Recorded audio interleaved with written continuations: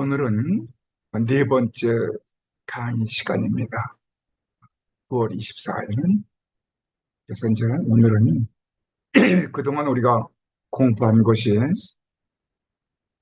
첫째 번에는 로마서 1장부터 1장 1절부터 15절까지를 중심으로 해서 바울의 자기 소개와 복음에 대해서 말씀을 나눴죠.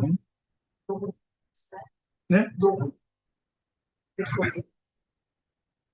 네, 그리고 그 두째 번 시간에는 또 복음의 주제에 대해서 특별히 에, 중요한 것은 이방인의 죄 문제, 이방인의 죄, 도덕주의자의 죄, 유대인의 죄에 대해서 우리가 함께 공부를 했습니다. 그리고 셋째 번에는 칭의 문제, 이 죄인을 어떻게 하나님께서는 의롭다고 칭해 주셨나? 그리고 우리를 의롭다고 칭해 주신 하나님은 어떠한 사역을 감당하셨나? 다시 말하면 독생자 예수 그리스도를 이 세상에 보내주시고 십자가에서 죽게 하시고 피 흘리게 하셔서 우리의 죄를 대속하시고 우리를 믿는 자들에게 의롭다고 칭함을 주셨습니다. 그래서 우리는 의롭다고 칭함은 받았지만 의인으로 살지를 못합니다. 그러면 우리에게 또 회개할 수 있는 길을 열어 주셨습니다. 그래서 우리가 끝까지 구원받는 하나님의 자녀로서의 삶을 살게 해 주시는데, 이제 오늘은 그 구원받은 우리 성도들이 어떻게 하면 성화를 이룰 수 있습니까? 다시 말하면 의롭다고 칭함은 받았지만, 그리고 구원은 받았지만 구원받은 성도들이 다시 죄를 짓게 되고, 구원받은 성도들이 다시 율법으로부터 우리가 정죄함을 받게 되고, 또 구원받은 우리가 죽음은 구원받은 것은 틀림없습니다. 그러나 살아서 어떻게 하면 이 죽음의 문제, 사실은 죄의 삭은 사망 아닙니까? 그 죄로부터의 참 자유를 얻는 자유함은 어떻게 얻는 것인가? 죄로부터 자유, 율법으로부터의 자유, 죽음으로부터 자유. 그것이 죄로부터 자유는 6장 1절부터 23절까지, 율법으로부터의 자유는 7장 1절부터 25절까지, 죽음으로부터의 자유는 8장 1절부터 39절까지의 그 내용에 자세히 나와 있습니다. 그래서 오늘 이 문제를 가지고 함께 공부하도록 하겠습니다. 하나님과 인간과의 핵심되는 의, 개인 구원 문제 세 번째 시간이죠. 6장부터 1절부터 8장 39절까지. 그러면 죄로부터의 자유, 자 우리 다시 말해서는 율법으로, 율법으로부터의 자유, 죽음으로부터의 자유, 이 문제에 대해서 한번 깊이 생각해 보겠습니다. 여기 보게 되면 죄로부터의 자유는 죽음이다. 사실 6장 1절부터 아까 말씀드린 대로 23절까지 전부를 보게 되면 이 죄의 문제와 죽음 문제에 대해서 계속 다루고 있습니다. 그래서 본문 말씀 6장 1절부터 23절까지를 다 봉독하려고 그러면 너무 길기 때문에 제가 이 말씀을 요약해서 이 말씀의 내용을 가지고 제가 말씀을 드리도록 하겠습니다. 이것이 전부가 맨 처음에 6장 1절부터 5절, 또 6절부터 11절, 12절부터 15절, 이 죽음 문제에 대해서 16절, 19절, 20절부터 23절에 가서 죄의 싹은 사망이다. 우리 죽는 것은 죄 때문에 죽는다. 그런데 이 죽은 우리가 하나님의 은사는 그리스도 우리 주 안에 있는 영생이다. 사망과 영생은 정반대입니다. 그럼 우리가 어떻게 죄 문제, 죽음 문제, 영생 문제를 해결할 수 있느냐. 같이 한번 생각해 봅시다. 제가 한번 여기서 총 정리를 해봤습니다. 이 정리는 제가 이 로마서를 준비하면서 제가 만든 이 교안이기 때문에 어디에서도 찾아볼 수 없는 교안입니다. 한번 이 말씀을 가지고 한번 깊이 생각하면 이해가 빠를 것 같아서 제가 이 교안을 만들어 봤습니다. 사람은 원죄와 자범죄, 지난 시간에 우리가 공부했죠. 사람은 원죄와 자범죄, 이 자범죄는 죄성과 사탄의 유혹입니다. 이 육체가 살아있는 동안에는 죄를 범할 수밖에 없습니다. 요한일서 4장 16절 보게 되면 육체가 살아있는 동안에는 정욕이 있다고 그랬습니다. 요한일서 4장 16절 보세요. 이 정욕이라는 것은 어떠한 정욕이나 안목의 정욕, 육신의 정욕, 이생의 자랑, 그것도 정욕입니다. 그리고 이 세상에 속하게 돼도 됩니다. 자연적으로. 아무리 구원받은 사람도 육체를 갖고 있는 이상은 안목의 정욕, 육신의 정욕, 이생의 자랑, 그리고 이 세상과 더불어 살 수밖에 없습니다. 그러면 그에 따라서 죄를 범하지 않는 유일한 길은 내가 죽는 길밖에 없습니다. 죽은 사는, 다시 말하면 망자죠. 죽은 사람은 다시 죄를 범하지 않습니다. 그리고 사탄도 죽은 사람한테는 접근하지 않습니다. 그러면 내가 다 죽어야 되느냐? 죄 짓지 않게 해서 우리가 다 죽어야 되느냐? 죽으면 죄 안 져요. 그런데 우리는 살아있어야 되잖아요. 그러면 살아서 죽는 방법, 살아서 죽는 길은 무엇인가? 이것이 6장에 나오는 깊은 내용입니다. 이 말씀을 가만히 구약부터 신약까지를 보게 되면 아브라함은 할례를 통하여 하나님께서 이스라엘 민족만 할례를 통하여 구원받는 길을 열어주셨습니다. 이 할례라는 것은 뭐냐 하면 남자의 포피를 베어라 하거든요. 그럼 비면은 그 3일, 보통 3일일 때 이제 비죠. 그렇게 되면 피를 흘리게 됩니다. 그러면 이 의미는 무슨 얘기냐면 이 할례라는 말은 육체의 포피만 잘라서 피를 흘리는 것이 구원받은 백성으로 이스라엘 민족은 누구를 막론하고 이 포피를 잘라서 남자는 피를 흘려야만 이스라엘 민족의 역할을 합니다.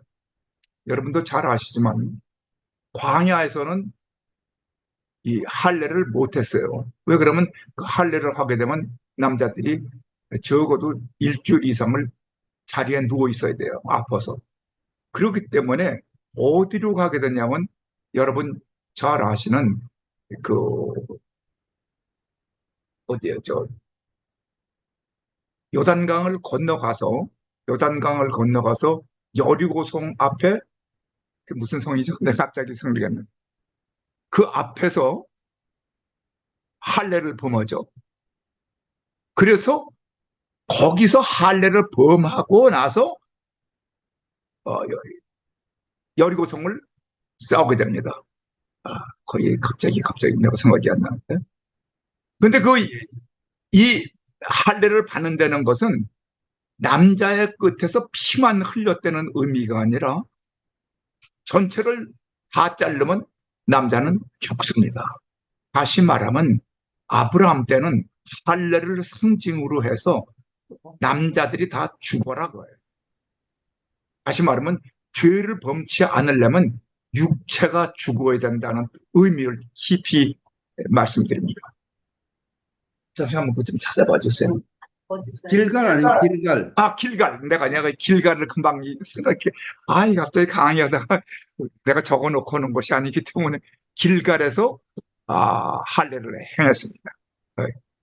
그리고 길갈에서 신을 벗었죠. 또 거기서 바로 여호와의 군대 장관 앞에서. 그래서 이 길갈에서 할례를 범했기 때문에 거기가 아주 유명한 지역이거든요. 그럼 너희들이 죽어야만 죄를 짓지 않는다. 근데 죽으면은 우리 끝나는 건데 살아서 죽을 수 있는 방법은 무엇이냐? 그것이 할례를 의미합니다. 그래서 아브라함 때는 할례를 했어요. 그러나 모세가 광야 40년을 지나고 보니까는 할례 받은 이 광야에서 난 자들은 길갈에서 할례를 받았지만 그 전에 받았던 모든 이스라엘 민족들은 광야 40년 동안에서 또 죄를 집니다. 그래서 결과적으로는 모세는 신명기 30장 6절을 보게 되면 너희들은 육체만 죽을 것이 아니라 너희들의 마음의 할례를 받아서 네 마음과 혼을 찢어라. 혼을 할례를 해라. 그래서 영과 혼이 죽어야만 죄를 짓지 않는다. 그러나 우리의 영과 혼이 다 죽으면 우리는 어떻게 삽니까? 그러니까 살아서 마음을 할례하고 살아서 육체를 할례하라. 근데 마침내 처음에는 육체의 할례에서 이제 마음의 할례로 업그레이드가 된 심이죠. 그 예수께서도 신약을 보게 되면 마음의 할례에 대해서 이제 예를 많이 들었습니다. 근데 그 예가 신약에 와서는 세례 요한은 죽는 방법이 물로 세례를 줬습니다. 그래서 세례 요한은 물에 잠기도록 합니다. 근데 그 침례통을 보게 되면 완전히 머리끝까지 들어가죠. 저도 이제 세례도 집례해 봤고 침례도 집례해 봤습니다. 왜냐하면 선교지에 가게 되면 그 선교지에서 그 현지인들을 대부분 방에 들어가서 이제 침례를 행하기 때문에 제가 여러 번 침례를 행한 적이 있습니다. 근데 그 머리를 보통 이제 세 사람이 여자 가운데 사람이 머리를 잡고 두 사람이 옆에 잡아서 머리를 뒤로 주셔서 확 넣었다가 금방 빼있지. 거기 한 5분만 넣고 있으면 그 사람은 숨이 막혀 죽습니다. 이 물세례는 물에 잠겨 죽으라 그 말입니다. 그 육체가 죽는다는 뜻입니다. 그래서 그 물세례에 대해서는 마가복음 1장 4절부터 5절 성경 구절까지 다 적어놨습니다. 여러분들 나중에 공부하시기 위해서. 근데 예수님께서는 이 육체의 물세례를 가지고 그 다음에는 마음의 세례가 아니라 성령 세례를 말씀하십니다. 다시 말하면 너희들 정말로 하나님의 자녀들이 되고 그 자녀들 물세례를 받으면 다 구원받습니다. 구원받는 것은 사실인데 구원받은 사람들이 다시 자아가 죽어야만 이건 자아가 죽는 겁니다. 물세례에서는 육체가 죽는 거지만 자아가 죽어야만 성령 안에서 하나님의 큰 일을 할 수가 있다. 그래서 사도행전 1장 4절부터 5절을 보게 되면 특별히 5절에서 성령 세례를 말씀하십니다. 이제 성령으로 세례를 받아라. 여러분, 이 깊은 의미, 내가 구약에서는 아브라함과 모세를 통하여 내가 죽어야만 하나님의 일을 할 수 있다. 신약에서는 내가 물세례만 받지 말고 그건 육체만 죽는 거예요. 그런데 이제는 성령으로 세례를 받아야만 너희가 일을 할 수가 있다. 그런데 사도행전 19장을 한번 보세요. 거기를 보게 되면 1절부터 7절을 보게 되면 아볼로와 바울이 나옵니다. 근데 아볼로는 성경을 잘 가리킨 성경 선생으로서는 그 당시에 성경은 구약 성경이죠. 구약 성경의 대가입니다. 그러나 그는 물세례만 가지고 사역을 감당했습니다. 그러나 바울이 와서 그때 아볼로가 무슨 세례를 너희에게 가르쳤느냐. 나는 성령의 세례는 듣지도 못했다. 그래서 바울이 안수를 하고 예수의 이름으로 세례를 줄 때 성령이 임했다. 성령 세례가 임한 것을 볼 수가 있습니다. 그래서 아볼로는 물세례, 바울은 성령 세례까지, 물세례와 함께 성령 세례까지 진미한 것을 우리 성경에서 볼 수가 있습니다. 그러니까 우리는 지금 할례를 받는 시대는 아닙니다. 그러나 세례를 받고 사는 시대인데, 물세례만 받는 것이 아니고 성령 세례를 받아서 육체가 죽을 뿐만 아니라 내 자체의 나의 지정의, 나의 지정의가 완전히 죽어서 성령으로 충만할 때 성령의 능력을 받아서 죄의 일을 감당할 수가 있는 거예요. 저는 이것을 보면서, 야, 죄로부터 자유하면 죽어야 되는데, 죽는다는 것은 할례와 육신의 할례, 마음의 할례뿐만 아니고, 그 다음에 신약의 시대에 와서는 물세례와 물세례만 받는 것이 아니라 성령 세례를 받아서 내가 육체가 죽어야 하고, 둘째 번은 자아가 죽어야만 죄를 할 수가 있다.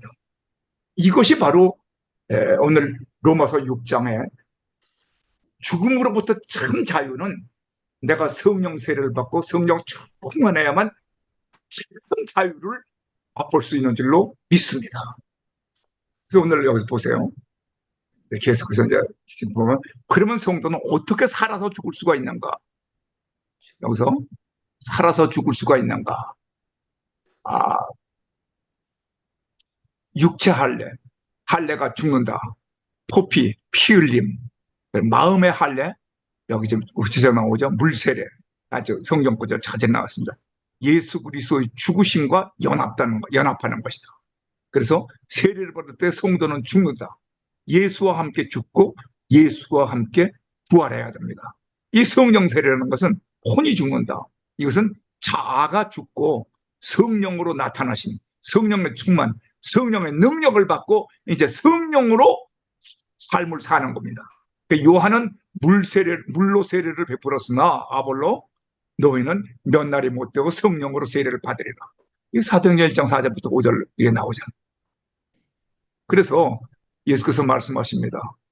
여기서 지금 예수께서 쭉 말씀 보면, 예수께서 무리에게 이르시되 아무든지 나를 따라오려거든 자기를 부인하고 자아가 죽고, 이건 뭡니까? 성령 세례입니다. 날마다 제 십자가를 지고 나를 따를 것이다. 십자가에서 죽어서, 다시 말하면 자아가 죽어서 나를 따를 것이지, 네 자아가 살아가지고는 예수 못 믿는다. 그래서 누가복음 9장 23절입니다. 고린도전서 15장 31절에도 똑같은 말씀입니다. 형제들아, 내가 그리스도 예수 우리 주 안에서 가진 바 너에게 된 나의 자랑을 두고 단언하노니 나는 날마다 죽노라.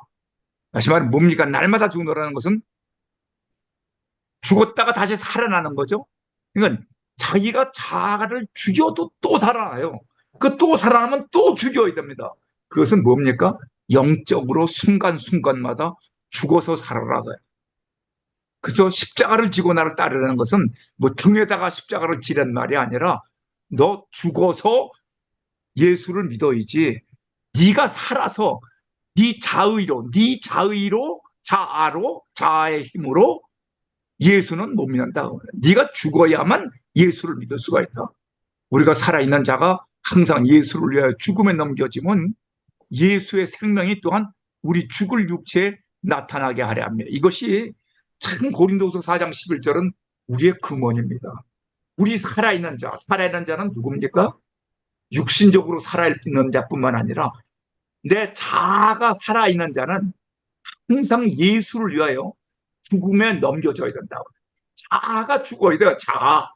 이고가 죽어야만 예수의 생명이 또한 우리 죽을 육체에 나타나게 하면, 그래야만 예수의 마음을 가지고, 예수의 사랑을 가지고, 그 예수의 생명을 가지고, 예수의 빛을 가지고 우리는 성도의 삶을 살 수 있다, 이거 말입니다. 저는 이것은 너무나 깊은 말씀이에요. 여기 보세요. 제가 그림을 그려봤습니다. 성도의 몸은 이 육체입니다. 소마, 사르크스, 이게 육체란 말입니다. 플래시. 땅의 흙으로 만들었습니다. 혼, 소울은 푸시케라고 해요. 마음, 정신입니다. 하나님의 형상 거룩한 것과 하나님의 모양으로 우리가 아담의 범죄하기 전에는 만들어졌습니다. 그린 칼라예요.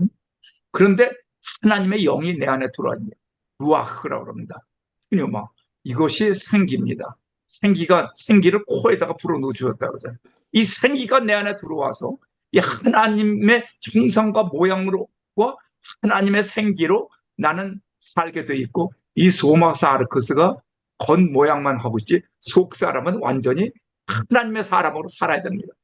그래서 바울 사도는 이렇게 얘기합니다. 고린도서 5장 23절에 평강의 하나님이 너희를 온전히 거룩하게 하시고 또 너희의 온 영과 혼과 몸이 우리 주 그리스도께서 강림하실 때 흠없게 보존되기를 원하노라고 분명히 말씀합니다. 요한일서 3장 9절은 뭐냐면 하나님의 seed, seed, 하나님의 씨를 하나님께서 우리 안에 부어놓어 주셨다고 말씀하고 있습니다. 이게 우리 몸은 원체가 이렇게 하나님의 영광을 위하여 살게 돼 있어요. 그런데 여기 보세요. 성경에는 세 가지 죽은 자가 있습니다. 육체가 죽는 자, 일반적인 죽음입니다. 그 일반적인 죽음은 육체와 영혼의 분리입니다. 육체와 영혼이 분리되면은 육체가 관에 담겨서 장례식을 치르죠. 근데 육체는 살아있으나 성도가 죽는 경우가 있어요. 그것이 뭐냐 그러면 이것이 중요한 겁니다. 성도의 혼, 곧 자. 성도는 살아있으나 내 속에 있는 자아가 죽은 자가 있습니다.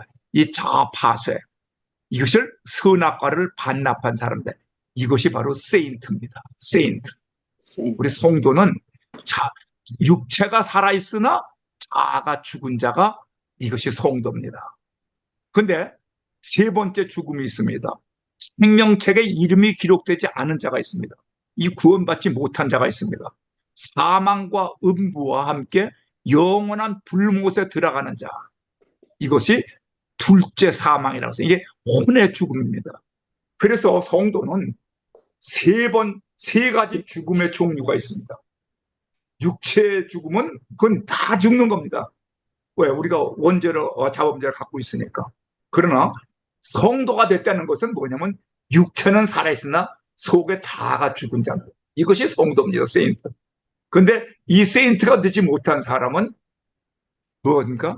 생명책에 이름이 기록되지 못하기 때문에 둘째 사망, 혼의 죽음, 소울, 이 둘째 사망에 들어가게 됩니다. 그것이 계시록 20장 14절에서 15절을 보게 되면 이것이 여기 나와 있습니다. 우리가 이것을 분명히 알고 참 하나님의 자녀가 된 것을 너무나 감사하며 살아야 됩니다.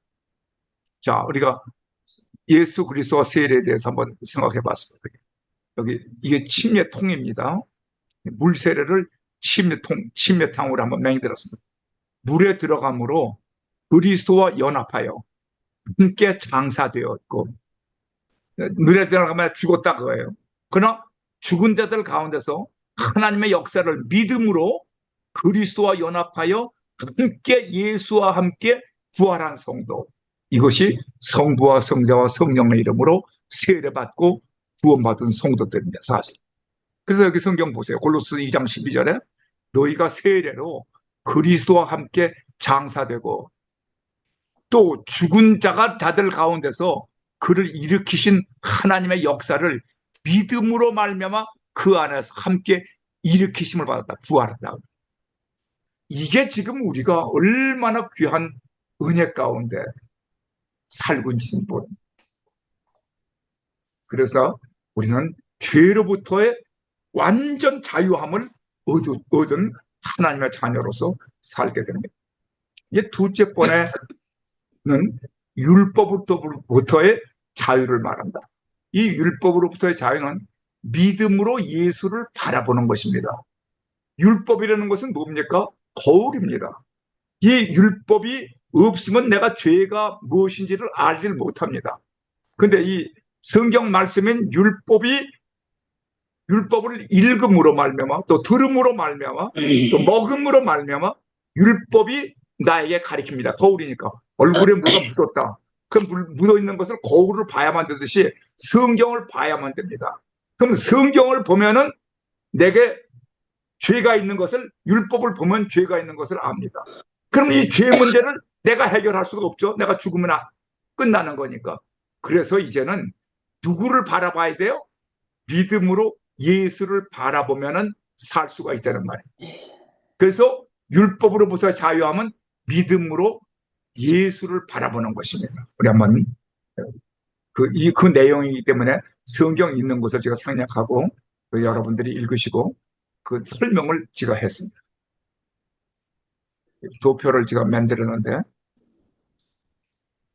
이거 만드느라고 기도 많이 했습니다. 율법을 행함으로 된 의는 없습니다. 왜? 율법은 행해야 되니까. 내가 밥풀을 띄워야 되거든요. 얼굴에 묻은 내 죄를 내가 닦아야 되거든요. 내가 닦을 힘도 없고 그 죄의 법에 의하면 우리는 다 율법의 죄의 법에 의하면 내가 다 죽을 수밖에 없어요. 근데 하나님은 선지자의 법이 있습니다. 말씀입니다. 하나님의 법은 은혜입니다. 그래서 앞서 보세요. 여기 이렇게 죽을 수밖에 없는 여기인데 예수님이 나 대신 이 율법으로 말미암아 우리는 죽을 수밖에 없어서 죄의 삭은 사망이니까 로마서 6장 23절에 분명히 죄의 삭은 사망이라고 되어 있습니다. 그래서 나 대신 죄 없으신 죄 없다는 것은 히브리서 4장 15절에 나옵니다. 죄 없으신 예수님께서 나를 대신해서 십자가에서 죽으십니다.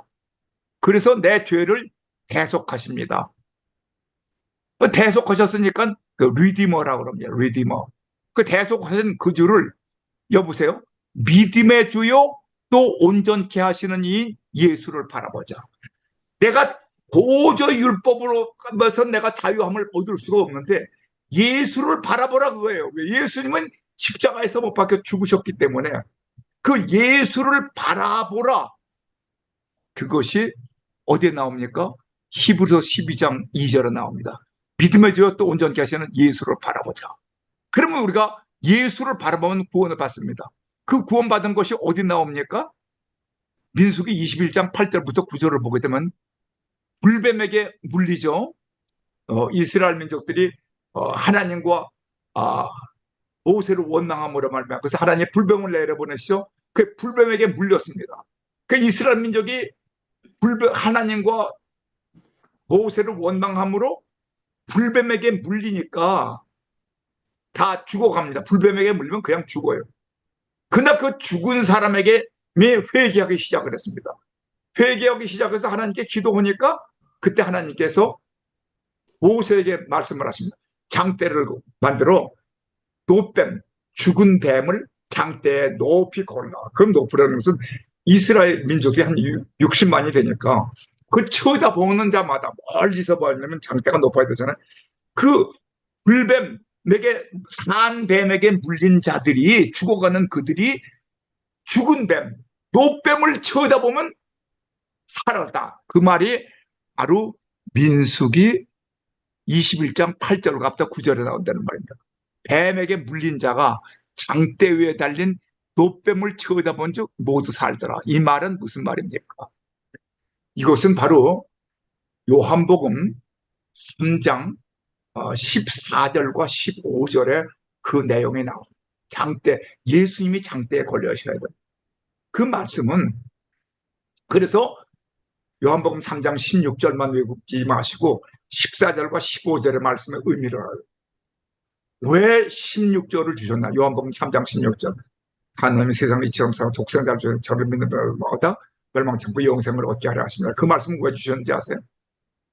예수님이 이미 십자가에서 죽으실 때 뱀을 죽이셨다는 거예요. 왜? 그 장대에 걸린 그 뱀은 바로 예수 그리스도께서 십자가에서 못 박혀 죽으시는 것을 의미합니다. 그럼 예수님을 그 사탄이 죽인 거거든요. 그 제사장들과 그 서기관들을 선동을 해서. 그래서 예수를 죽이고 보니까 예수는 죄가 있습니까? 없습니까? 죄 없는 하나님의 아들 아니에요. 히브리서 4장 15절 대제사장 예수 그리스도. 그 죄 없는 죄가 있는 사람은 사탄이 마음대로 합니다. 죄의 삭은 사망이니까. 죄를 관할하니까. 그런데 죄가 없는 하나님의 아들이에요. 그럼 하나님의 아들, 죄가 없는 하나님의 아들을 죽인 그 사탄의 죄값은 뭡니까? 그것도 사망 아니에요. 그래서 십자가의 입적 면에서는 예수께서 우리를 대속해서 죽으신 십자가를 지신 예수 그리스도지만 그 뒷면을 보게 되면 예수를 죽인 사탄이 죄 없는 예수를 죽였기 때문에 사탄이 죽습니다. 그 사탄이 죽음으로 죽은 사탄을 쳐다보는 자마다 불뱀에게 물린 사람들이 구원을 받는다. 그것이 우리의 대속입니다. 그래서 그것이 장대에 달린 노뱀입니다. 예수를 죽인 노뱀을 쳐다보는 자마다 뱀이 죽었으니까 독이 없어지잖아요. 다시 살더라. 이것은 놀라운 하나님의, 그것이 바로 하나님의 사랑이고 하나님이 세상을 이처럼 사랑하사 독생자를 주신 그 의미라는 겁니다. 그것이 요한복음 3장 14절, 15절, 16절, 17절이 바로 그 내용입니다. 그래서 예수 그리스도는 모든 믿는 자에게 의를 이루기 위하여 율법의 마침이 되십니다. 아멘. 이것이 아멘. 로마서 10장 4절에 있는 말씀이에요. 율법을 마치셨다는 거예요. 십자가에서. 그 십자가가 그냥 보통 의미가 아닙니다. 사탄이 죽은 자리입니다. 바로. 그 죽은 사탄이 어떻게 자꾸 우리를 갖다가 공격해느냐. 그건 허상입니다. 실상은 죽였습니다. 그러니까 사탄을 두려울 것이 아니라 두려움이 온다? 율법이 온다? 무슨 내가 죄를 졌기 때문에 어려움을 온다? 예수만 바라보면, 믿음의 눈으로 예수만 바라보면 우리는 죽음으로부터 살아날 수가 있다는 겁니다. 그 참 자유입니다. 율법으로부터 참 자유. 예수 그리스도를 믿음으로 난 의, 그것이 바로 칭의입니다. 하나님의 영에 속한 자, 칭의인과 나의 육에 속한 자, 나의 옛사람과의 싸움이 내 마음에서 자꾸 계속 싸우는 거야. 이것이 바로 로마서 7장입니다. 하나님의 영에 속한 자와 칭의인이 저게 또 나의 육에 속한 자가 그 옛사람이 서로 싸우고 있어요. 오라 이 공고한 몸에서 누가 나를 건져나냐. 그러나 거기서 보세요. 예수 그리스도를 바라보면 우리는 살 수 있다. 할렐루야. 여러분, 그것이 바로 은혜와 믿음은 하나님의 선물이라는 겁니다. 하나님의 선물이라는 것은 은혜도 믿음도 은사라는 겁니다. 에베소 2장 8절에 뭐가 나왔어요? 은혜를 인하여 믿음으로 말미암아 구원으로 얻으나니 이것이 너에게서 난 것이 아니라 하나님의 선물이다. 그렇죠? 고린도서 12장 9절은 뭡니까? 바로 믿음이 성령의 은사입니다. 할렐루야. 그렇기 때문에 그걸 공짜로 주십니다. 공짜로. 이것이 로마서 7장의 내용입니다. 우리는 말이에요. 이 성경을 정말로 분명히 알고 이 성경 말씀의 그 깊은 의미, 그 정말 자유롭게 사세요. 예수를 바라보라. 믿음의 주에 온전케 하시는 예수를 바라보라. 율법으로부터 자유함을 얻어라. 예수를 바라보는 것이 바로 믿음이요. 예수를 바라보는 것이 참 자유함을 얻는 길인 줄로 믿습니다. 보세요. 내 몸 안에는 하나님의 법과 죄의 법. 로마서 7장 21절부터 25절에 그 나오죠. 그래서 내가 이 성경 말씀은 시간이 가기 때문에 읽지 않겠습니다. 그런데 아까 내 자신의 그 서로 싸운다는 것이 여기 나오죠. 그런즉 내 자신이 마음은 구원을 받았으니까 마음으로는 하나님의 법을 따르지만 육신으로는 아직도 죄의 법을 섬긴다. 그럼 육신이 죄의 법을 섬긴다는 것은 내가 지금 육신이 살아있다는 겁니까? 죽었다는 겁니까? 내가 살아있기 때문에 그래요. 누군지 나를 따라오려거든 자기 자신을 부인하고 자기 십자가를 지고 나를 따르라. 죽은 자는 죄를 짓지 않습니다. 아직 자아가 죽지 않으면은 계속해서 마음에 괴로움이 있는 것. 놀라운 예수입니다. 은혜와 믿음은 하나님의 선물이. 보세요. 이 열 보게 되면 그리스도는 모든 믿는 자에게 의를 이루기 위하여 율법의 마침이 되시니라. 아멘. 이거 선물이죠, 없니? 너희는 그 은혜에 의하여 믿음으로 말미암아 구원을 받았으니 이것이 너에게서 난 것이 하나님의 선물이야. 선물이죠. 어떤 사람에게는 성령으로 말미암아 지혜의 말씀, 어떤 사람에게는 같은 성령으로 말미암아 지식의 말씀, 다른 사람에게는 같은 성령으로 믿음을, 여기 믿음도 성령의 은사죠? 예, 분명히 나오죠. 선물이죠. 그래서 그의 뜻대로 나눠주는, 이 하나님의 은혜로 사는 겁니다. 우리는 지금. 그래서 그다음에 보세요. 이 저 그림을 한번 지금 그려봤습니다. 예, 여러분들 참 깊은 그 이해를 위해서 1번은 뭡니까? 1번은 선악과를 따먹기 이전의 나의 모습입니다. 하나님의 형상과 모양, 이 혼입니다. 육신과. 그리고 하나님의 생기, 영이 내 안에 들어있습니다. 선악과를 따먹기 이전. 에덴 동산에서 선악과를 따먹기 이전. 여기 여러분들 참 우리 기억해야 됩니다. 말씀에 1장 28절에 보면 상육하고 번성하고 충만하라. 그 말 나오죠? 상육, 번성, 충만. 그 다음에 뭡니까? 정복하고 다스리라. 5가지예요. 이 5가지 명령. 생육하고 번성하고 충만하고 그 다음에 정복하고 다스리라 그럴 때 그것이 선악과를 따먹기 이전입니까? 이후입니까? 이전입니다. 죄 많은 사람을 하나님께서 아담이 범죄한 다음에 생육하고 번성하고 충만하고 정복하고 다스리란 말 안 했어요. 누가 그렇게 하라고? 선악과를 따먹기 이전에 거룩한 1번의 하나님의, 하나님의 자녀들에게. 그런데 이 선악과를 따먹은 다음에는 생육하고 번성하고 충만하면 안 되죠. 이 세상을 이 악마가 정복하고 다스리면 안 되죠. 여기는 안 된다 그거예요.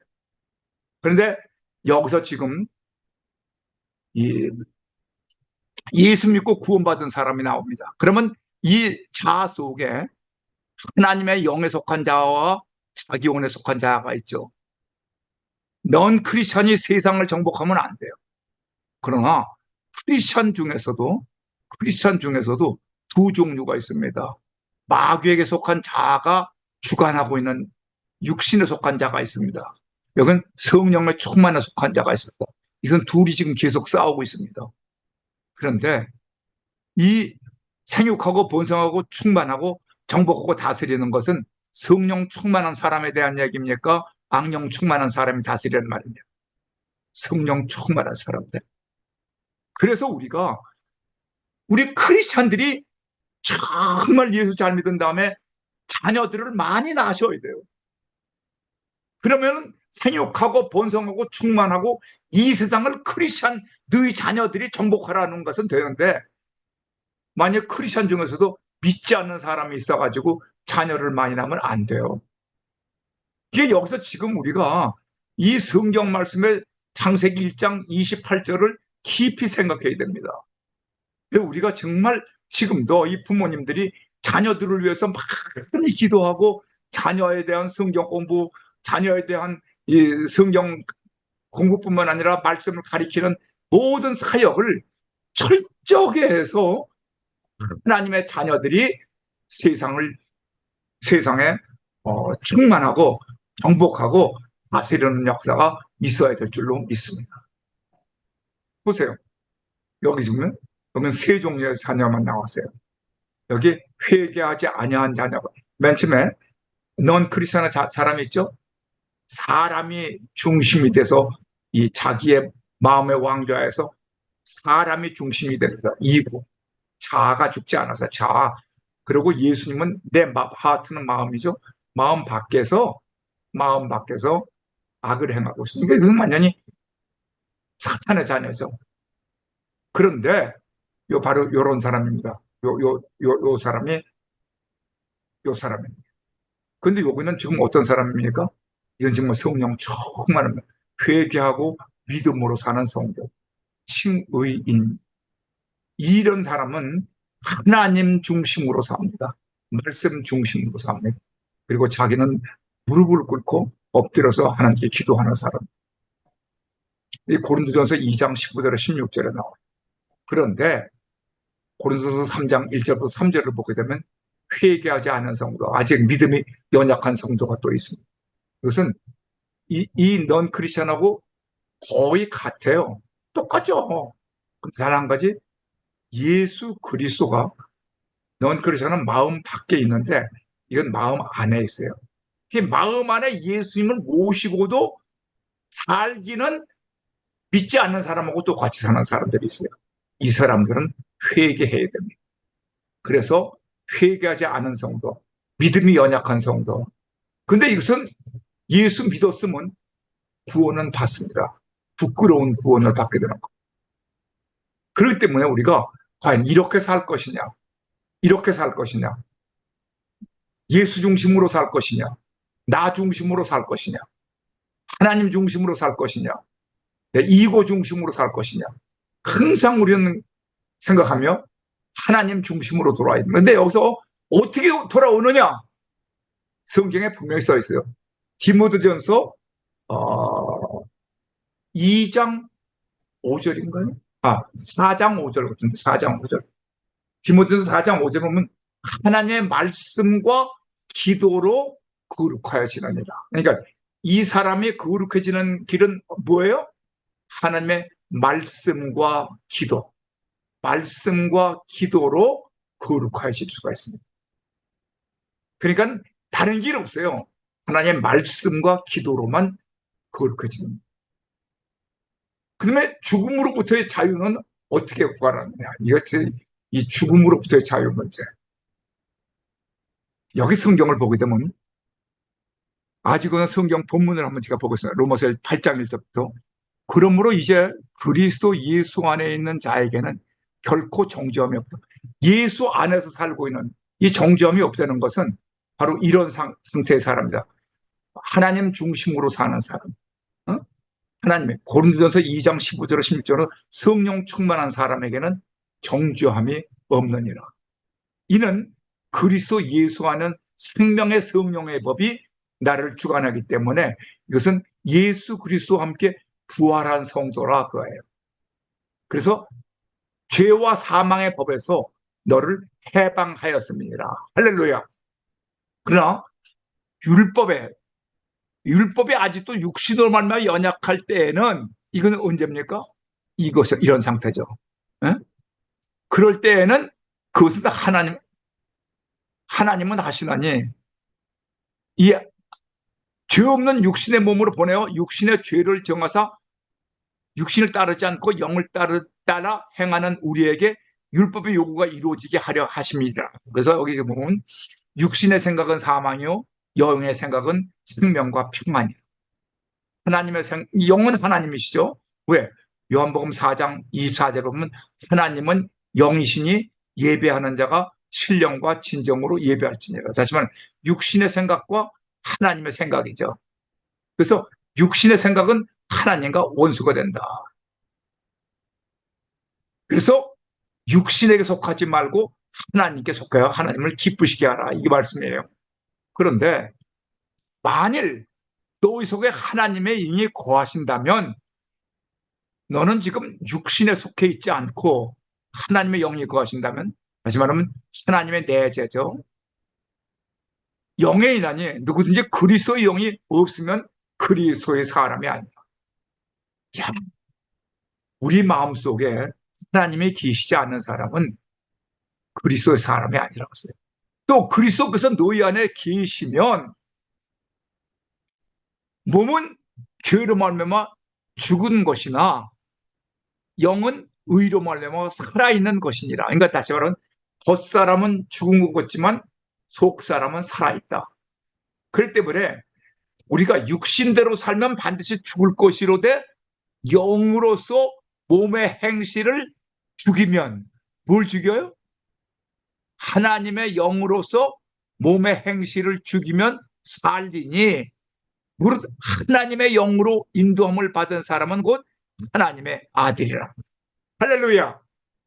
그래서 우리는 계속해서 내 안에 계신 내재하고 계시는 하나님의 영으로 이 영인데 그러면 하나님의 영으로 어떻게 내 행실을 다스리느냐? 하나님은 요한복음 1장 1절 한번 생각해 보세요.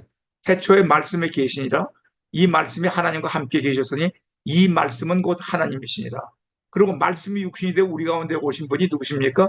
예수 그리스도라고 하세요. 근데 말씀이 누구예요? 하나님이시죠. 말씀이 누구예요? 예수죠. 그러니까 하나님의 말씀, 예수의 말씀을 가지고 나를 다스리라. 이것이 바로 영으로 몸을 다스리는 겁니다. 말씀으로 자기를 다스리면은 살리라. 얼마나 정확합니까? 이것을 바로 말씀이 나를 다스리는 것을 성령님이 나를 다스리는 것이다. 왜?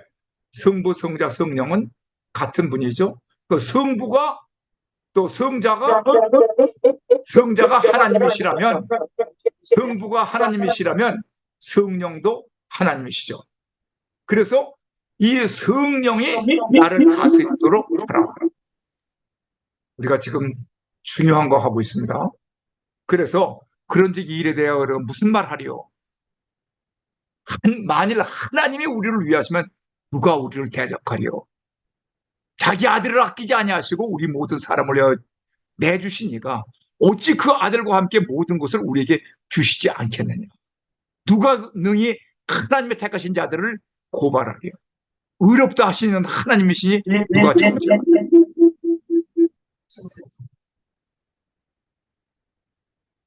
죽으실 뿐 아니라 다시 살아나신 이는 그리스도 예수시니 그는 하나님 우편에 계시나요?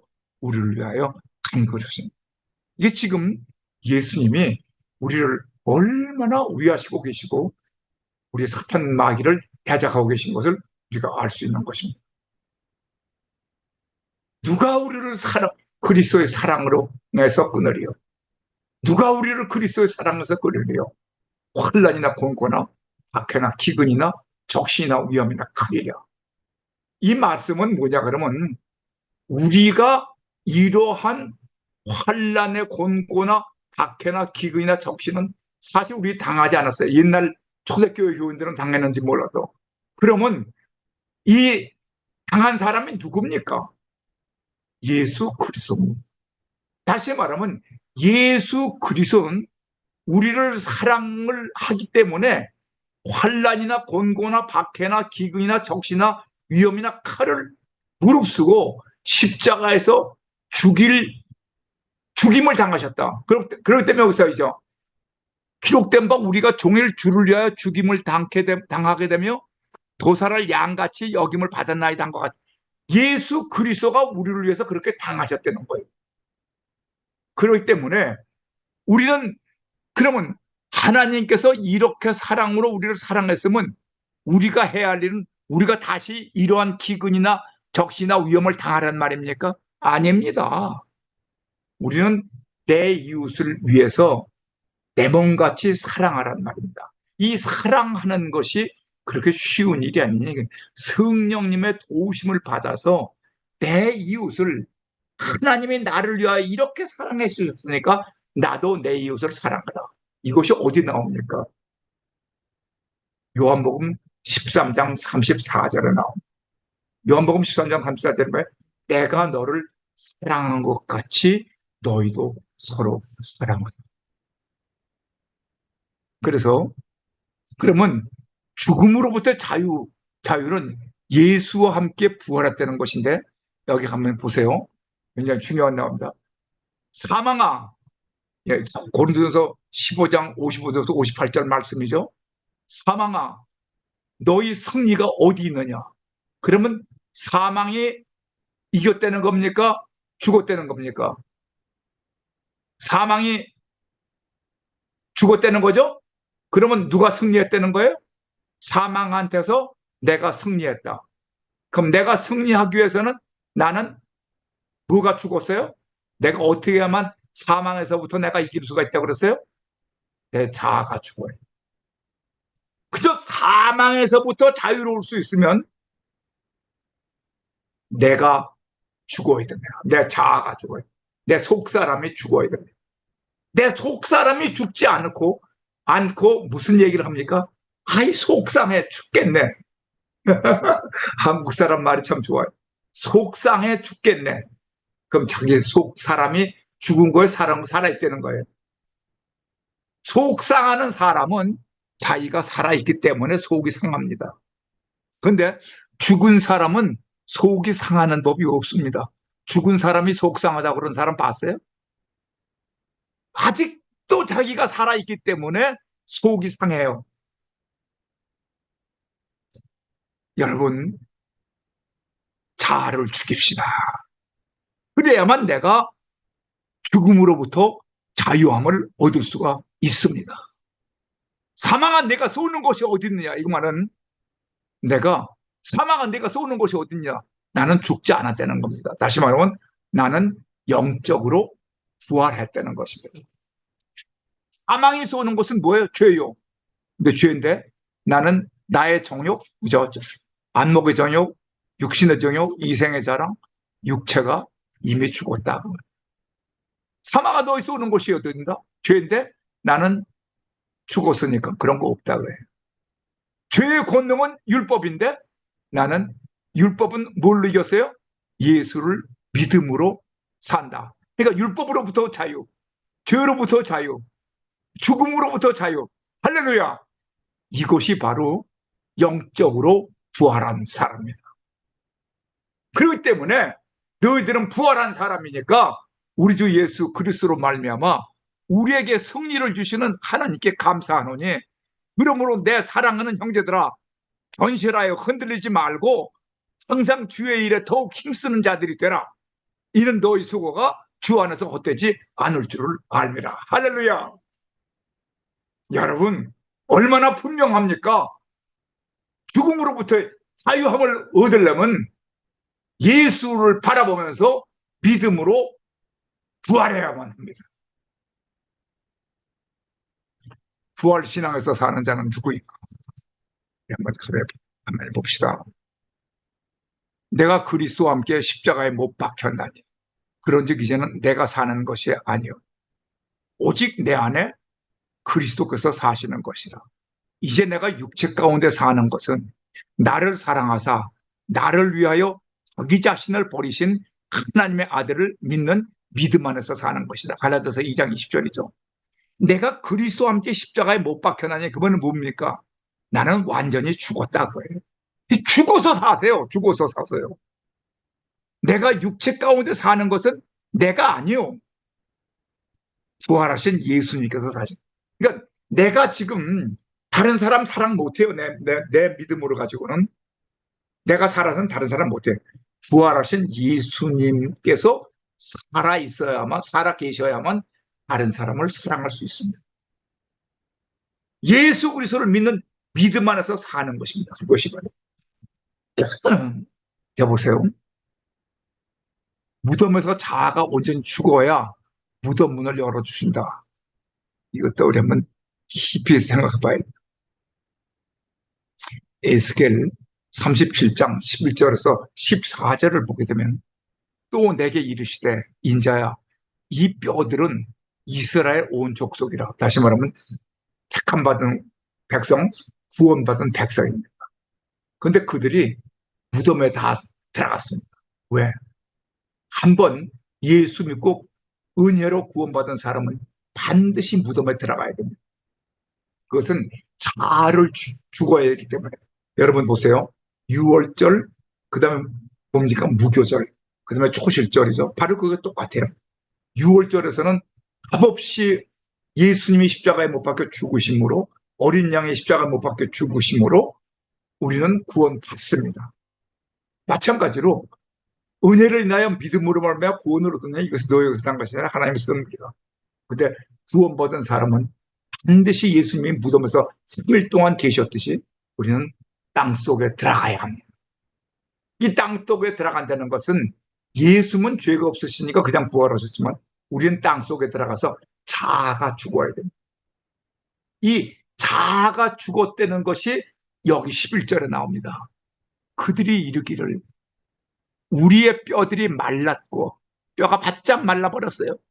다시 말해 70년 동안 이스라엘 민족이 바벨론 포로로 생활해서 뼈들이 말랐고 우리의 소망이 끊어졌으니 없어졌으니 우리는 다 멸절되었다. 네, 완전히 자아가 멸절되어야만 예수님께서 무덤 문을 열어주십니다.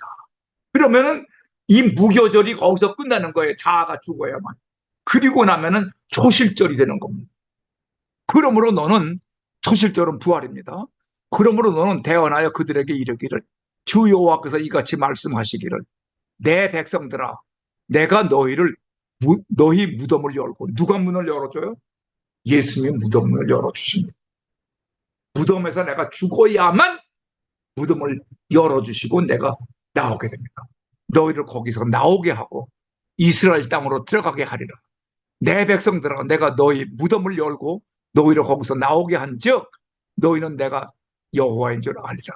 내가 또 내 영을 너희 속에 부어. 그 말이 뭡니까? 그래서 무덤에서 부활한, 다시 말하면 새 사람이 되어서 무덤에서 부활한 사람에게는 내 영을 부어 놓으신다는 것입니까? 성령을 부어 주신다는 겁니다. 이게 성령 세례입니다. 너희 속에서 너희가 살아나게 하고 내가 또 너희 고국 땅에 두리니 나 여호와가 이 일을 말하고 이룬 줄을 너희가 알리라. 여호와의 말씀이니라. 이 에스겔서를 보게 되면 예수님의 역사하심이 분명히 보여집니다. 이것을 제가 한번 정리해 봤어요. 이런 정리하느라고 많이 기도했습니다. 보세요. 죽음으로부터의 자유는 나의 자아가 죽어야 부활한다. 여기 보게 되면 육체적 죽음이 있습니다. 육체적 죽음, 무덤에 들어가야 됩니다. 그리고 이것이 바로 뭡니까? 요나의 경우는 물고기라고 그러는데 저는 고래라고 그냥 썼습니다. 고래 뱃속에 들어가는 거. 육체적으로 자유가 없습니다. 얼마나 답답합니까? 무덤 속이나 고래 뱃속이나 아휴 숨도 못 쉴 정도로 자유가 없습니다. 그러나 무덤 속에서 요나의 경우입니다. 무덤에서 자아가 완전히 파쇄가 됩니다. 자아가 죽는 겁니다. 이 자아가 죽는다는 것은 내가 죽어야만 선악과를 다시 하나님께 반납하는 겁니다. 내 뜻대로 선악과라는 것은 하나님의 뜻대로 살지 않고 내 뜻대로 사는 거거든요. 내 뜻, 내 지정의에 의해서 살지 않고 하나님의 지정의, 하나님의 말씀, 뜻대로만 내가 살겠습니다 하는 것이 선악과를, 나의 선악과를 하나님께 반납하는 이 자아, 소울의 죽음, 이것을 영적 죽음이라고 합니다. 아까는 여기 보면 육체적 죽음과 두 번째는 무덤 속에서 무교절이죠. 무덤 속에서는 누구가 죽어야 돼요? 내가 영적으로 죽어야만 이 뼈들이 말랐고 우리의 소망이 끊어졌으니 우린 다 멸절되었다. 완전히 죽어야 됩니다. 그것이 11절입니다. 그리고 12절은 그러므로 너는 대언하여 그들에게 이르기를 주 여호와의 말씀을 내 백성들아 내가 너희 무덤을 열고 이제 초실절이 열리는 거죠. 무덤에서 부활하는 겁니다. 너희를 거기서 나오게 하고 이스라엘 땅으로 들어가게 하리라. 그리고 내가 또 내 영, 홀리 스피릿, 성령을 너희 속에 두어 너희가 살아나게 하고 다시 부활했다는 겁니다. 이제는 부활체입니다. 내가 영적 부활입니다. 내가 또 너희 고국 땅에 두리니 나 여호와가 이 일을 말하고 이룬 줄을 너희가 알리라. 여호와의 말씀입니다. 이 말씀을 정리 이렇게 해봤습니다. 이 말씀은 요한복음 12장 25절에 예수께서 십자가를 지시기 전에 말씀하신 겁니다. 보세요. 자기의 생명을 사랑하는 자는 잃어버릴 것이요. 이 세상에서 자기의 생명을 미워하는 자는 영생하도록 보존하리라. 이 말씀이 내 자아가 죽어야만 하나님이 성령으로 영생할 수 있는 생명을 주신다는 말입니다. 이것이 또 여기 뭡니다. 우리가 항상 예수의 죽음을 몸에 짊어지면 예수의 생명이 또한 우리 몸에 나타나게 하려 합니다. 우리 살아있는 자아가 항상 예수를 위하여 죽음에 넘겨짐은 자아파쇄죠. 예수의 생명이 또한 우리 죽을 육체에 나타나게 합니다. 고린도후서 4장 11절 아까 나온 말씀이죠. 예, 성경 구절에 빠졌네요. 이게 지금 내가 죽어야만 다시 부활하게 된다. 여기 무덤이 있죠. 이 무덤 문을 열어주십니다. 여기 외부입니다. 이스라엘 민족의 무덤은 이렇게 생겼어요. 그래서 여기서 문을, 여기 천사가 내려와서 앉았었죠. 천사가 예수님 부활했을 때 마태복음 28장 22절에 나옵니다. 무덤 내부를 보게 되면 여기 세마포가 있죠. 시체 두는 곳이 있습니다. 이 무덤을 열려야만 내가 나옵니다. 그렇지만 이 안에서, 그러니까 예수 믿고 일생 동안 구원은 받았으니까 무덤 속에서 사는 크리스천들도 많아요. 자아가 죽지 않은 사람. 그럼 구원은 받았지만 무덤 속에서 답답하게 그냥 신앙생활하는 사람도 많습니다. 그러나 이제 우리는 무덤에서 나와야 합니다. 자, 진리가 너희를 자유케 하리라. 보세요. 그러므로 예수께서 자기를 믿는 유대인들에게 이르시되 너희가 내 말에 거하면 참으로 내 제자가 되고 진리를 알지니 진리가 너희를 자유케 하리라. 근데 진리가 누굽니까? 요한복음 14장 6절에 나옵니다.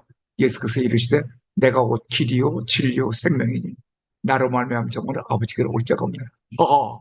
그러면 누가 나를 자유롭게 합니까? 진리. 어느 대학교에 그 이제 교훈이 이 요한복음 8장 31절 32절에 진리가 너희를 자유케 하는 진리가 너희를 자유케 하리라서 진리는 학문이다. 그래서 그냥 학문만 열심히 하면 학문이 나를 자유케 하리라. 이건 잘못된 교육입니다. 진리는 예수 그리스도입니다. 복음도 예수 그리스도입니다. 복음이 예수 그리스도라는 것은 로마서 1장 1장 1절부터 4절까지를 보면 거기에 나옵니다. 죄로부터의 자유는 온전한 죽음이다. 죄로부터의 자유는 뭐예요? 내 자아가 죽어야 돼요. 율법으로부터의 자유는 뭐예요? 예수 그리스도를 믿는 것이다. 믿어야만 율법으로부터 자유로울 수 있습니다. 죽음으로부터의 자유는 뭡니까? 예수 그리스도와 함께 부활하는 것이다. 부활한 성도의 삶은 성령 안에서 거룩한 산 제물로 사는 것이다. 자, 이제 우리가 결론으로 들어갑니다. 오늘 좀 너무 내가 빨리빨리 했나 본데 벌써 거의 끝으로 와. 응? 네, 그리고 일찍 끝나줬어. 그리스도 안에서 영적으로 부활한 성도들은 성령 안에서 거룩하게 살아야 한다. 이 네 번째예요. 지금 이것이 참 중요한 내용인데 성령 안에서 부활했다. 자유로웠다. 다시 말하면 죄로부터 자유로웠다. 둘째는 뭐로부터 자유로웠다? 율법으로부터 자유로웠다. 세 번째는 뭐로부터 자유? 죽음으로부터 자유로웠어. 그래서 이제 부활한 성도가 됐다. 영적으로 부활했다는 겁니다. 살아서 죽었다는 것이고 살아서 예수님을 바라보고 부활한 성도가 됐습니다. 살아서 죽음에서부터 부활했습니다. 영적으로 부활했다는 것입니다. 그러면 부활한 성도는 어떻게 살아야 되느냐? 이게 지금 중요한 겁니다. 지금 우리들은 다 부활한 성도들입니다. 적어도 로마서 강의를 듣는 사람들은 부활한 성도인 줄로 믿습니다. 그런데 부활한 성도는 이 네 가지를 지켜야 됩니다. 뭐냐? 하나님 중심으로 살아야 됩니다. God first. 하나님 제일주의. 이 하나님 제일주의라는 것이 뭐냐면 주일 성수하는 겁니다. 이 주일 성수하는 거, 비행기 타던 거, 비행기 특히 외국을 많이 다녀서 본 사람은 참 어렵습니다. 주일 성수하기가. 왜냐면 주일날 또 비행기를 타고 다녀야 되니까. 직장 가진 사람들은. 저는 직장을 가질 때나 이 목회자가 돼서 선교를 할 때 주일을 성수하기 위해서 싼 값으로 갈 수 있는 것도 비싼 값으로 갈 때가 있었고 어떨 때는 토요일 날 비행기를 탔는데 주일날은 공중에서 보낸다. 그런 건 없습니다. 어떤 일이 있어도 그러나 주일 예배를 드리고 그 오후에는 비행기 탑니다. 그러나 주일 예배를 먼저 드리지 않고 예배 가는 것은 아주 원칙적으로 지금 안 하고 있습니다. 주일 성수는 어떤 일이 있어도 지켜야 됩니다. 왜? 주일은 제7째 날에 주일이 나옵니다. 창세기 2장 1절부터 뭐 4절까지일 거예요. 그 주일 성수는 뭐 하는 거냐? 3가지 지키는 겁니다. 주일은 하나님으로부터 복 받는 날입니다. 하나님으로부터 내려오는 복. 둘째는 거룩하게 사는 날입니다. 셋째는 안식하는 날입니다. 주님 안에서. 이 3가지를 지켜야만 하나님 중심으로 사는 거예요. 어떤 사람들은 연휴이기 때문에 토요일날 여행을 가서 주일은 가서 우리끼리 예배를 드리고, 무슨 저희, 응? 그래만 텐트에서 같이 생활한다, 이런 사람들도 있는데, 그건 잘못된 겁니다. God first. 어떤 일에서도 주일은 지켜야 됩니다. 교회에서. 자기 교회에서 지키지 못하게 되면 다른 사람의 교회, 다른 교회에 가서라도 주일은 지켜야 합니다. 주일 성수. 이것이 부활한 성도의 특징입니다. 둘째 번째는 11조 생활을 반드시 해야 합니다. 왜 11조 생활을? 구약 시대에 11조 내는 거 아닙니까? 사실인데 구약 시대에 11조고 내기 시작한 게 아닙니다. 이스라엘 민족 12지파에서 무슨 레위 민족들이 땅을 분배 못 받았기 때문에 저 11지파가 11조를 내서 먹여 살렸다. 아니에요. 11조는 창세기 14장에 나올 겁니다. 14장에 아브람이 그 조카 롯을 구하러 갔다가 이기고 돌아왔을 때, 그때에 벌써 11조가 있었습니다. 12지파가 없었을 때예요. 그때. 하나님의 받은 바 은혜와 사랑이 감사해서 바치는 가장 나의 귀중한 것을 하나님께 바치는 건데, 사실은 내 삶의 전체, 소득의 전체를 다 바쳐도 아깝지가 않죠. 하나님이 다 주셨으니까.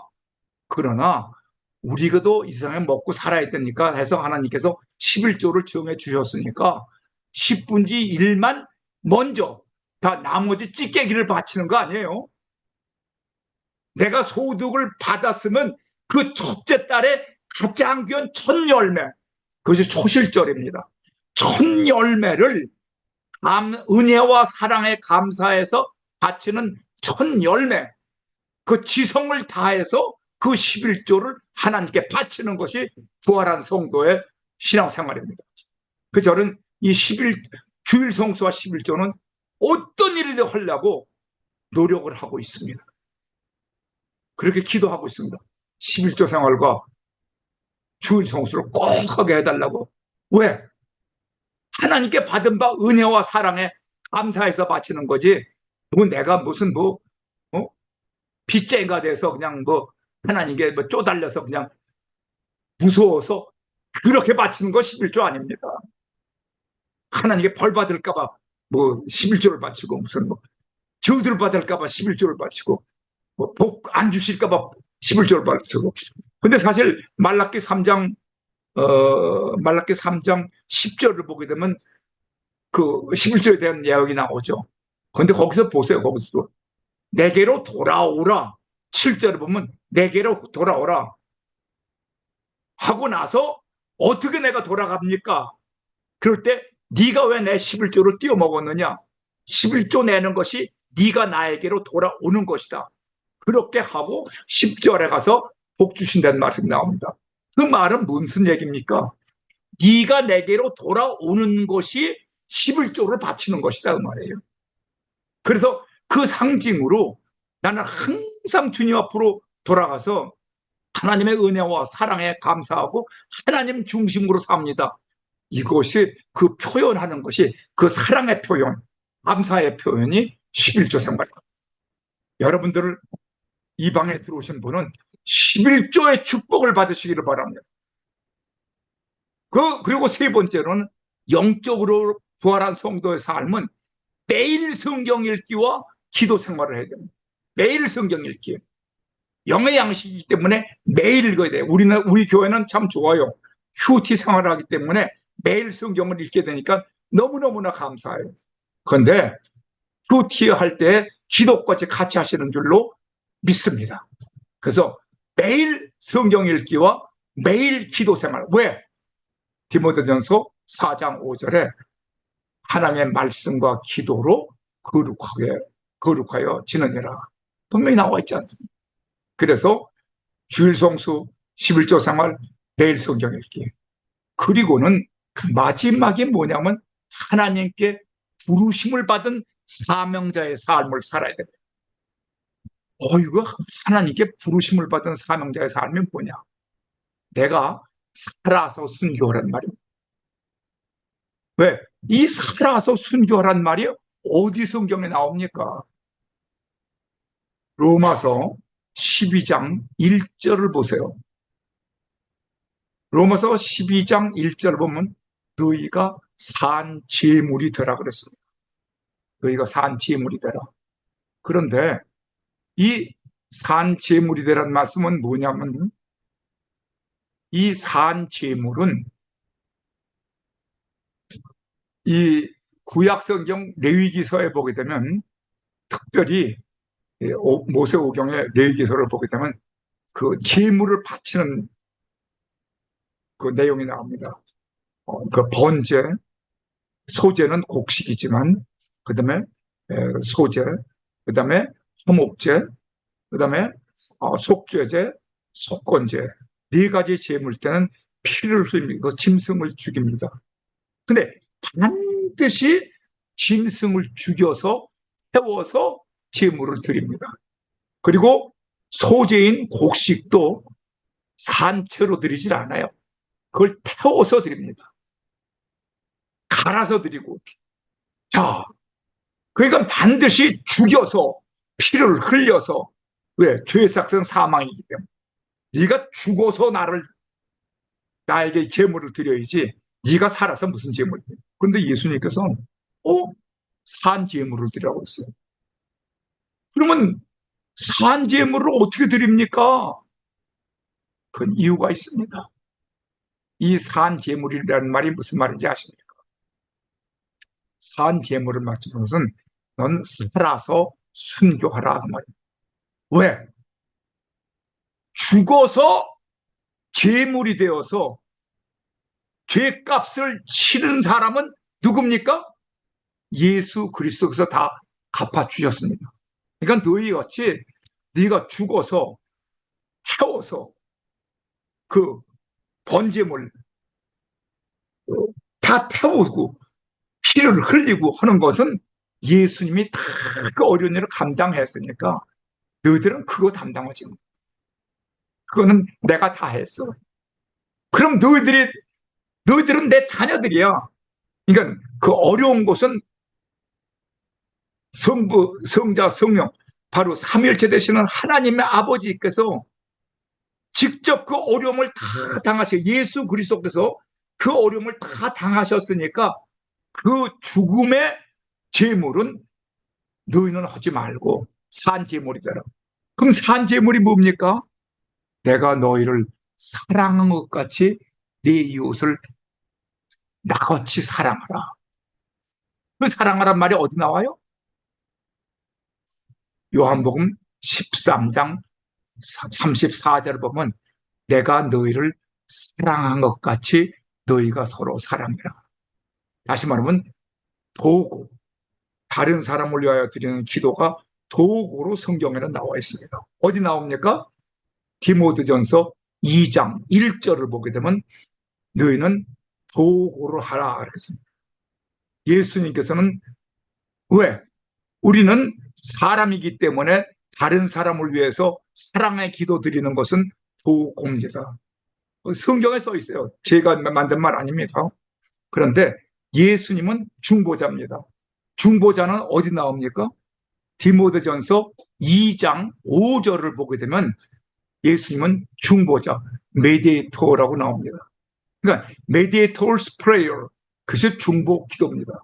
예수님은 중보 기도를 하셨습니다. 중보자니까. 그러나 우리는 중보자가 아니고 내 이웃을 사랑해서 드리는 기도이기 때문에 도고라고 합니다. 인터세션. 그래서 너희는 도고를 하라. 다시 말하면 산 제물이 되는 것은 살아서 순종하다가 될 만큼 이웃을 위해서 사랑해라. 여러분 마태복음 22장 22장 몇 절이에요? 마태복음 22장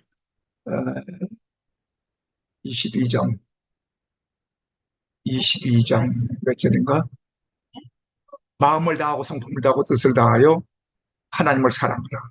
그리고 내 이웃을 몸과 같이 사랑하라. 그렇게 나오죠. 그리고 거기 보게 되면 거기서도 마음을 다하여 성품을 다하여 뜻을 다하여 하나님을 사랑하라.